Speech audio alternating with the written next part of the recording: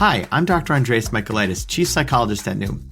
This past year has shown us how important our overall health is, and Noom is here to help. Most weight loss plans fall short because they don't provide lasting results. But at Noom, our psychology-driven approach is designed to help you change your relationship with food. Changing the way you eat starts with your mind, and Noom gives you the tools you need to succeed on your terms. Sign up now and lose the weight for good at Noom.com. That's Noom.com.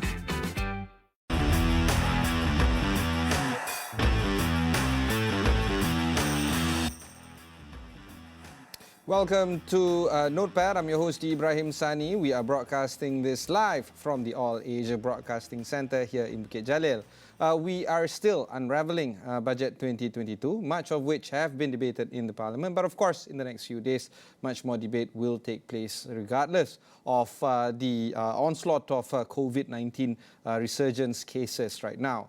One area of concern, or one area of interest at least, would be on the Finance Minister, Tengku Datuk Sri Zafrul Aziz, saying that although the government's debt ceiling was raised more than 65%, what is more important for the government's ability to repay the loan. And some measures were mentioned by the Finance Minister in the days after he presented the budget, arguing that if we were to pull the brake too fast, where we suddenly don't want to spend or make an expansionary fiscal policy, our economy can't recover faster than expected. This is just the general outlook of what is to be expected, but one area of concern would be on the areas of tax where growth could be stimulated. Here to unpack this is Jennifer Chang of PwC. She's a tax partner there. How are you, Jennifer? Good, thanks. Hi, Ibrahim. Yeah, let's talk about that whole notion of the income side of the budget. We know now that about 50% of the budget will be funded by tax, either direct or indirect, and there will be other sources of tax as well. Let's go through all of those areas of tax where growth could be stimulated. Yeah, so I guess as far as tax is concerned and incentives that we have in Malaysia, it is actually an opportunity for resetting. Malaysia, we have many incentives, and this has served the country very well in attracting foreign direct investors, as well as promote Malaysia to foreign direct investments. So I guess when it comes to areas of growth for Malaysia, tax incentives is obviously an area which we could relook at and revamp to see how we can attract foreign direct investors to come into Malaysia, set up operations, and look at our incentives to see whether they are competitive enough and are they targeting the right type of industries and investors. Obviously, transparency is important. Having the correct tax system and having clear rules is also very important. So, this announcement of having the 2 billion fund to attract strategic foreign investments and multinationals would be quite important. That's as far as attracting investments. Now, if you're talking about growth in tax revenue, obviously what was announced on Friday by the Finance Minister talks about several areas of increasing taxes, and this, as you know, will include the 33% tax on income in excess of 100 million, as well as higher rates of stamp duty. Yeah, let's talk about that a bit, because a lot of people have been arguing that this is not a windfall tax, but it certainly behaves that way. How do you see this? Yeah, so really it is. I don't know whether you want to call it a windfall tax or whether it is a one-off, what they call it, additional taxes for those companies that are obviously doing very well during this pandemic stage, because the 24% tax is still levied normally on income up to 100 million, and anything above that is 33%. So, of course, if you're a company that's affected by it, you may be a bit taken aback because, that's a 9% increase in your taxes, yeah? But again, it is only once off, and I hope it is only once off because we also need to be competitive in the region. And if you look around Asia Pacific, our tax rate of 24% as it is, may not be the highest, but it's not the lowest either. So you obviously can't have a 33% tax for too long because it will make us uncompetitive. But I guess for a short term, there's a need to fund some of these announcements in the budget, and that's what they have decided to do. Let's talk a little bit more about where it comes from, this budget. Direct tax 35%, indirect 13%, other direct taxes 4%, so in total more than 50%. What interests me is, of course, the borrowings and use of government assets at 30% and non-tax revenue at 19%.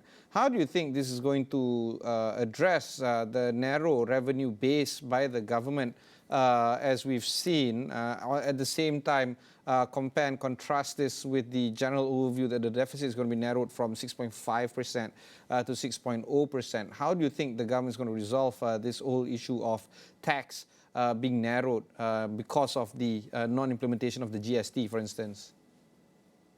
Yeah.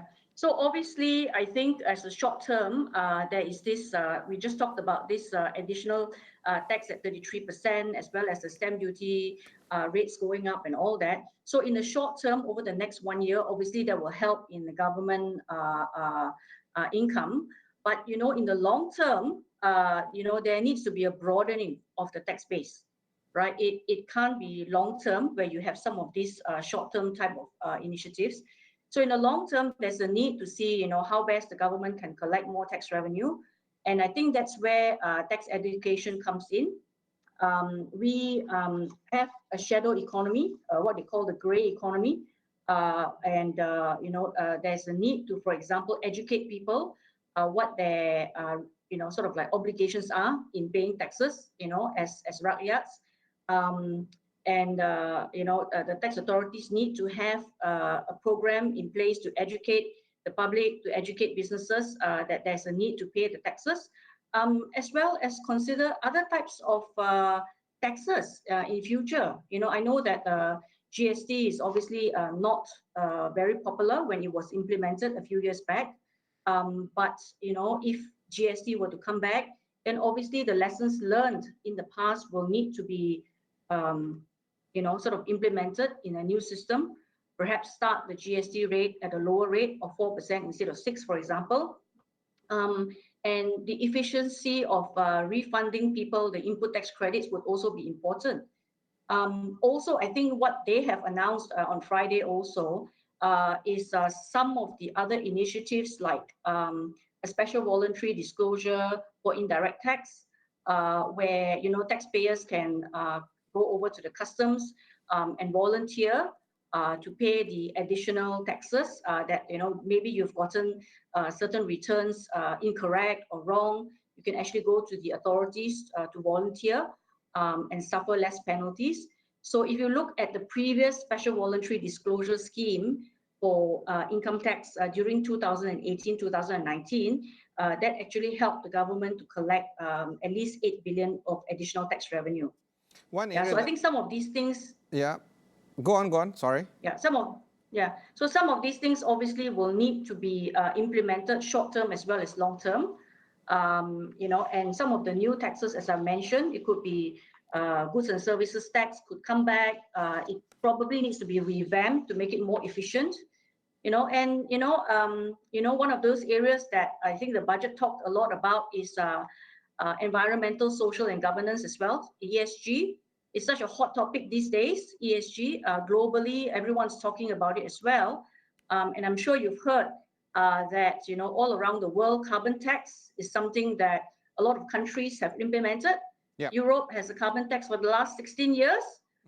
78 countries have some form of carbon tax. In Asia, you're talking about Singapore and Japan that has this carbon tax. You know, so that's another area which in future could be considered, especially ESG being a hot topic. Yeah. Sorry, Jennifer, that was exactly the question that I was about to ask you, because COP26 right now is currently happening anyway in Glasgow, Scotland, and carbon tax is the first step to actually address the so-called hidden social cost of carbon emissions. It is intended to make visible the hidden cost which otherwise would not have been felt or felt in indirect ways, like more severe weather events, for instance. In instituting, say, for instance, the GST or the carbon tax, there's also that socio-political argument whether or not it's possible to get it done in the first place. Do you feel that the political argument here is going to favor towards all these other sources of revenue, like carbon tax, like GST, knowing very well that it might not go down popular amongst the people for any government of the day to implement? Yeah, I mean, obviously, any tax is not popular, especially when it's first mooted. So I think there needs to be a lot of engagement with stakeholders, with the public about such of these new taxes, and probably when it's first implemented, to get people to get used to such new taxes by starting small first. For example, in Singapore, if you're talking about carbon taxes, it's imposed at 5 ringgit Sing dollars per metric ton until 2023. And if you look at even Japan, it's actually imposed at about 10 ringgit 80 cents per metric ton as well. And even in Europe, where Sweden is the highest, of course, at euro 116 per metric ton, you also have on the other scale, Poland, which is actually at 7 euros per metric ton as well. So I think these are the sort of taxes where if you want to start, you may want to actually educate the public, get people used to the idea, and start small so that people get used to it. And of course, it's never going to be extremely popular, but I think if you do it in a very fair way, and make it an efficient way to collect taxes, and transparency is very important in terms of what happens to those taxes once it's collected. Are there actually programs to ensure that the areas that are invested into include, for example, the green economy, and to protect the environment. All right, Jennifer, we'll go for one short break. When we come back, we'll discuss a little bit more, particularly when it comes to the deficit of the budget. We'll be right back after these messages.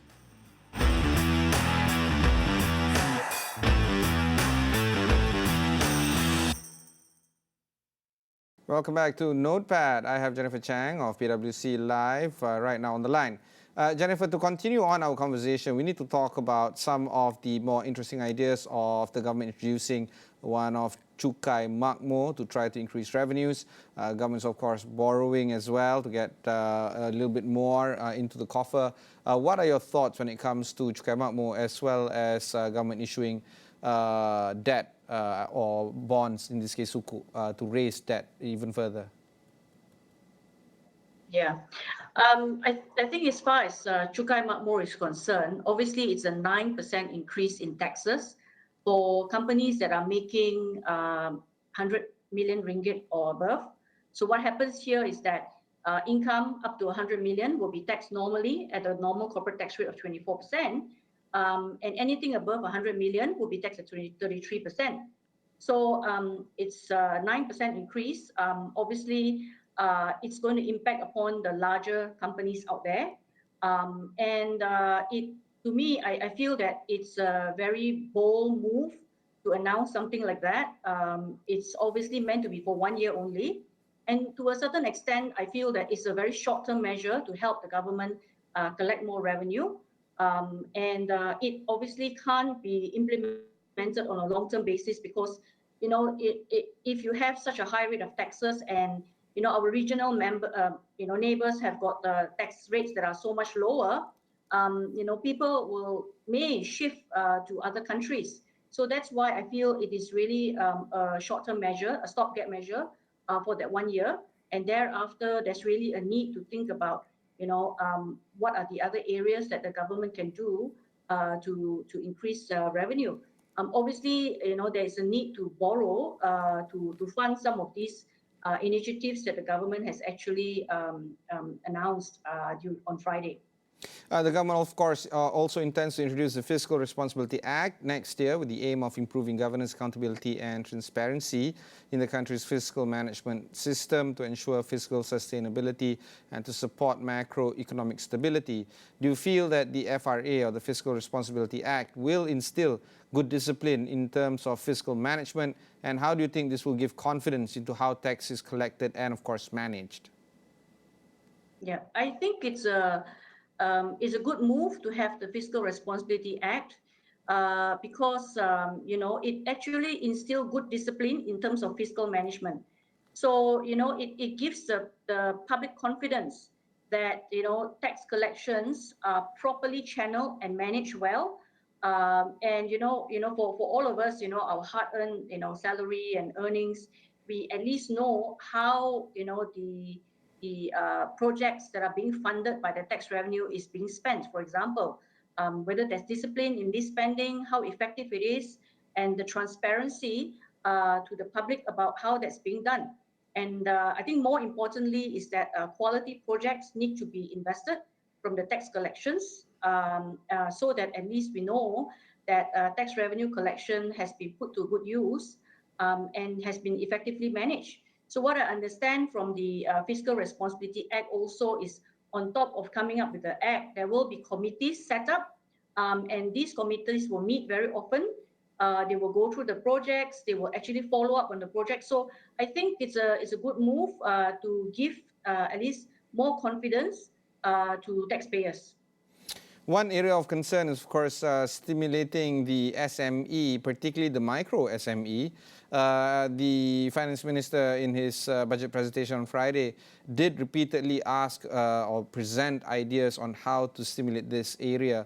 One such area, of course, is to carry forward unabsorbed business loans, where it can be carried forward for 10 consecutive years of assessment. Another area, of course, is trying to establish greater funds or assistance towards this particular sector. Do you feel that these kind of measures, i.e. taking less from them in terms of tax and giving more in terms of stimulus, can actually boost the growth of this sector even further for 2022?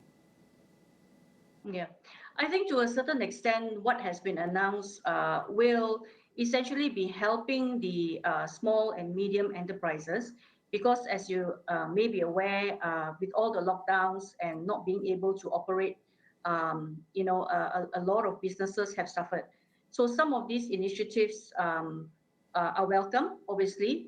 But again, in a long-term basis, I think there's more that needs to be done. Upskilling, the government also talked about upskilling of employees. They have funds to actually help in the training of people. So I think it has to go hand in hand as well, not just about giving some of these incentives, which in the short term will help the SMEs, but I think in the long run, there's also a need to actually upskill the people in these organizations, training. And also, there was also something talked about automation as well. Funds were actually set aside to actually help some of these industries automate themselves as well. So I think it has to be a medium-term type of initiative where you help to boost the abilities of these small and medium enterprises. Speaking about medium-term goals, one area, of course, is the tax expenditure statement. Do you feel that this is something that needs to be well lauded? In fact, if you look at countries that do, have a proper statement or accountability in terms of public finance, New Zealand, for instance, if you just Google tax expenditure statement, you can easily retrieve it. Of course, they've been moving on to a accrual system for the longest of time, actually. But do you think that we're heading towards the right direction when it comes to accountability and transparency when it comes to tax expenditure statements as permuted by the finance minister in his budget presentation? Yeah, I think definitely. I think the world is becoming more and more transparent.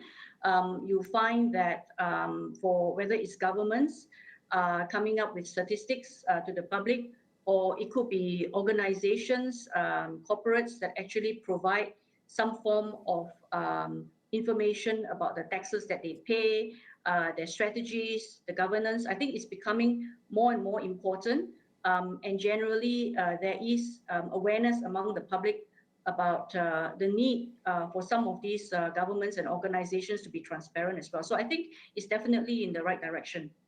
Two areas I want to touch some more before we conclude this conversation. The first, of course, is the Special Voluntary Disclosure Program, or SVDP, for indirect tax. The indirect tax for the Special Disclosure Program will be introduced by the Royal Malaysian Customs Department in phases, and there will be some penalty remission of up to 100% that may apply or may not apply depending on the case.